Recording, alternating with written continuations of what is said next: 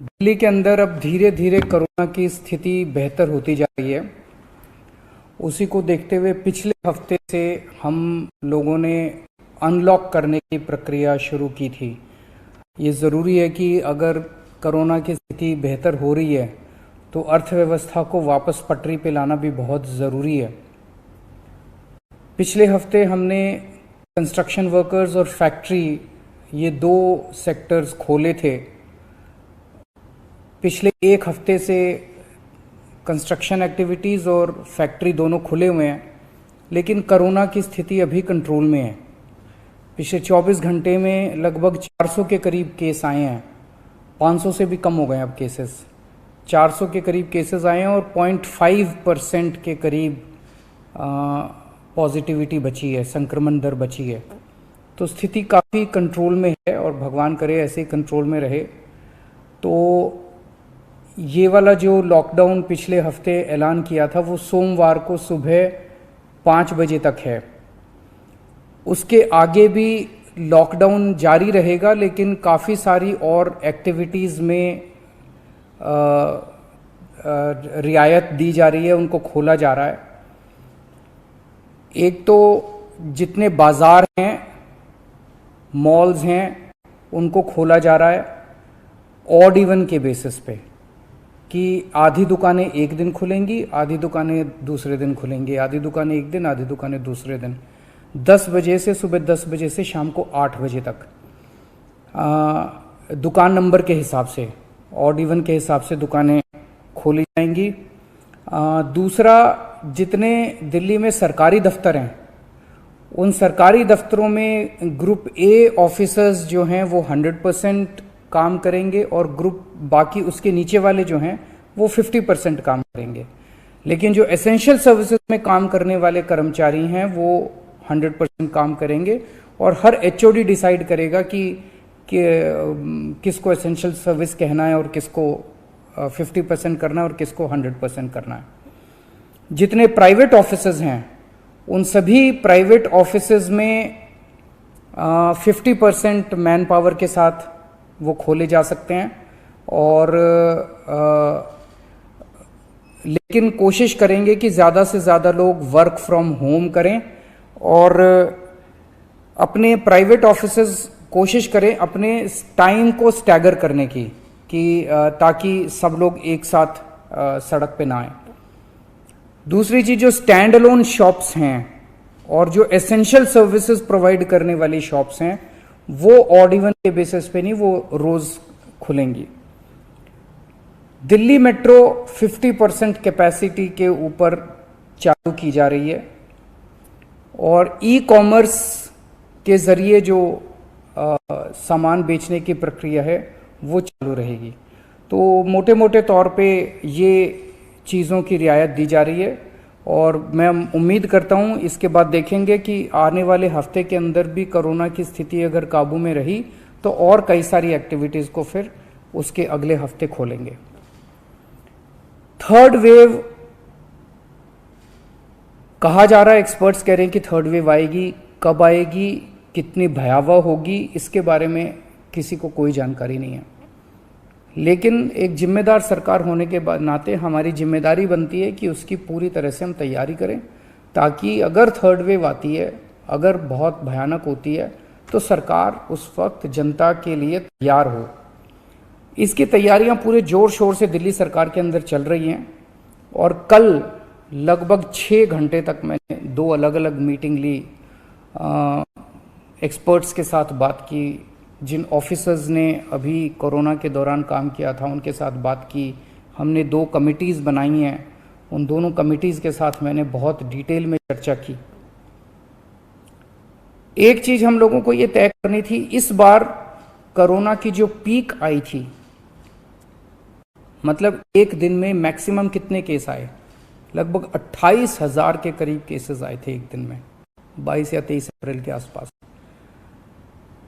अगली पीक कितनी हो सकती है, तो ये तय किया गया कि अगली पीक 37,000, एक्सपर्ट्स के साथ बात करके, ऑफिसर्स के साथ बात करके, सबके साथ बात करके, कि 37,000 पीक मान के इसकी तैयारी शुरू की जाए। इसका मतलब ये नहीं है कि अगर इससे ज़्यादा की पीक आएगी तो हम तैयार नहीं हैं, हम उसके लिए भी तैयार हैं। लेकिन एक तरह से 37,000 के बेस के ऊपर अगर हम तैयार हो गए तो फिर अगर उससे भी कहीं ज़्यादा पीक आती है तो उसकी भी तैयारी हम लोग, उसकी भी, अगर 37,000 की तैयारी हमारी है तो फिर मान लीजिए और ज़्यादा आती है तो उसकी तैयारी तो होगी उसके लिए हम ज़्यादा तैयार हो पाएंगे। तो 37,000 को एक तरह से बेस माना जा रहा है। 37,000 की पीक की तैयारी के हिसाब से अब सारे कैलकुलेशंस किए जा रहे हैं कि अगर 37,000 की पीक आती है तो कितने बेड्स की ज़रूरत पड़ेगी, कितने आईसीयू की ज़रूरत पड़ेगी, कितने उसमें से बच्चों वाले होने चाहिए, कितनी ऑक्सीजन की ज़रूरत पड़ेगी, ये सारी चीज़ें, अब कितनी दवाइयों की ज़रूरत पड़ेगी, ये सारी चीज़ें अब कैलकुलेट की जा रही हैं। एक पीडियाट्रिक टास्क फोर्स अलग से बनाई गई है। वो पीडियाट्रिक टास्क फोर्स ये तय करेगी कि जितने हमारे ऑक्सीजन बेड्स होंगे उसमें से कितने बच्चों के होने चाहिए, जितने आईसीयू बेड्स होंगे उसमें से कितने बच्चों के होने चाहिए। जो बच्चों के होंगे उसके लिए फिर अलग किस्म का सारा इक्विपमेंट होगा, उसका अलग किस्म के मास्क होंगे, अलग किस्म का ऑक्सीजन का मास्क होगा, उसकी सारी चीज़ें अलग होंगी। वो पीडियाट्रिक टास्क फोर्स बना दी गई है कल, वो अलग से अपनी तैयारी करके अपनी रिकमेंडेशंस देगी। इस बार ऑक्सीजन की बड़ी कमी हुई थी और ऑक्सीजन की कमी की वजह से हम लोगों ने देखा कि कई बार ऐसे हुआ था जब ऑक्सीजन बेड्स नहीं मिले थे, ऑक्सीजन के लिए काफ़ी संघर्ष करना पड़ा था। अल्टीमेटली अपने को सुप्रीम कोर्ट के इंटरवेंशन के बाद केंद्र सरकार के सहयोग से अपने को ऑक्सीजन मिली, लेकिन जब तक ऑक्सीजन नहीं मिली तब तक दिल्ली में त्राही त्राही मच गई थी। अगली वेव अगर आती है तो हम नहीं चाहते कि इस तरह की दिल्ली के अंदर त्राही त्राही मचे। तो ये तय किया गया, इसकी तैयारी शुरू कर दी गई। 420 टन ऑक्सीजन की स्टोरेज कैपेसिटी तैयार की जा रही है। इंद्रप्रस्थ गैस लिमिटेड से बात की गई है और उन्हें 150 टन ऑक्सीजन प्रोडक्शन का प्लांट, 420 टन ऑक्सीजन तो स्टोरेज कैपेसिटी क्रिएट की जा रही है और 150 टन ऑक्सीजन प्रोडक्शन करने के लिए उनको प्लांट लगाने के लिए कहा गया है। उन्होंने कहा 18 महीने लगेंगे, लेकिन जो भी है शुरुआत कहीं ना कहीं तो अपने को करनी पड़ेगी। इसके अलावा इस बार सबसे बड़ी दिक्कत आई थी टैंकरों की। ऑक्सीजन के टैंकर नहीं थे दिल्ली में, दिल्ली इंडस्ट्रियल स्टेट नहीं है, इसीलिए अपने पास ऑक्सीजन टैंकर है ही नहीं दिल्ली में। तो 25 ऑक्सीजन टैंकर्स खरीदे जा रहे हैं ताकि अगर इस तरह की दिक्कत आए ऑक्सीजन की तो हमारे पास अपने टैंकर होने चाहिए। 64 छोटे छोटे ऑक्सीजन के प्लांट्स लगाए जा रहे हैं, वो ऑलरेडी लग रहे हैं और हमें उम्मीद है कि अगले कुछ हफ्तों के अंदर, 1-2 महीने के अंदर ये 64 ऑक्सीजन प्लांट्स लग के तैयार हो जाएंगे। अब ये जो हमने डिसाइड किया कि 37,000 केसेस की पीक के हिसाब से हम काम करेंगे, तो उसके हिसाब से तय किया जाएगा कि कितने ऑक्सीजन बेड्स की ज़रूरत होगी, कितने आईसीयू बेड्स की ज़रूरत होगी। उसके हिसाब से फिर तय किया जाएगा कि कितने ऑक्सीजन सिलेंडर्स की ज़रूरत होगी। जैसे अभी थोड़े दिन पहले हमने 6,000 सिलेंडर चाइना से इंपोर्ट किए थे, तो और कितने ऑक्सीजन सिलेंडर्स की ज़रूरत होगी और कितने ऑक्सीजन कॉन्सेंट्रेटर्स की ज़रूरत होगी। अगले आने वाले 1-2 महीने के अंदर ढेर सारे ऑक्सीजन कॉन्सेंट्रेटर्स दिल्ली सरकार खरीदने जा रही है। दवाइयों को लेकर 2 अहम निर्णय किए गए। एक तो ये कि इस वेव में ये देखा गया कि व्हाट्सएप खूब तेजी से, व्हाट्सएप के ऊपर दवाइयाँ खूब तेजी से प्रिस्क्राइब की जा रही थी और उसके ऊपर मतलब बात फैल जाए कि ये दवाई बड़ी अच्छी है, तो पूरे समाज के अंदर, पूरे शहर के अंदर, पूरे देश के अंदर उस दवाई की अफरा तफरी मच जाती है। तो एक डॉक्टर्स की और एक्सपर्ट्स की टीम बनाई जाएगी। अगर किसी दवाई की डिमांड होती है तो वो डॉक्टर्स एग्जामिन करके बताएं कि इस दवाई से कोरोना में फायदा होगा कि नहीं होगा।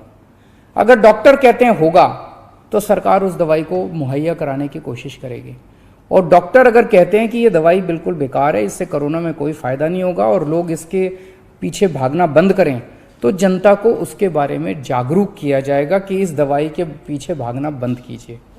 एक ये। दूसरा, जो जो इम्पॉर्टेंट दवाइयाँ हैं उनकी लिस्टें बना ली गई हैं, उसका कितना स्टॉक चाहिए होगा उतना बफर स्टॉक क्रिएट किया जाएगा।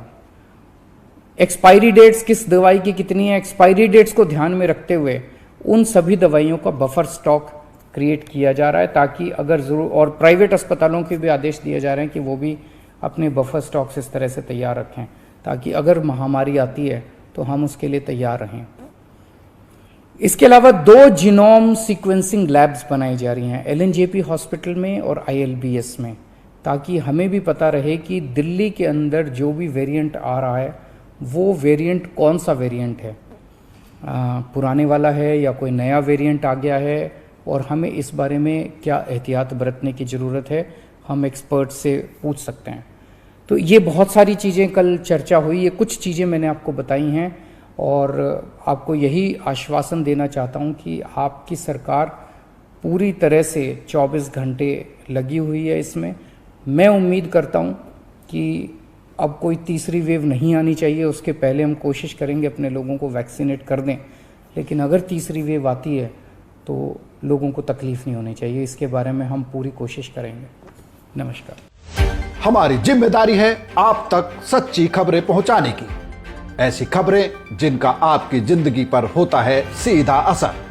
राजनीति, खेल, एंटरटेनमेंट, धर्म कर्म और देश विदेश की ताजा तरीन खबरों के लिए देखते रहें latsahab.com। बेहतरीन खबरों को देखने के लिए चैनल को लाइक और सब्सक्राइब करें और बेल आइकन दबाना ना भूलें।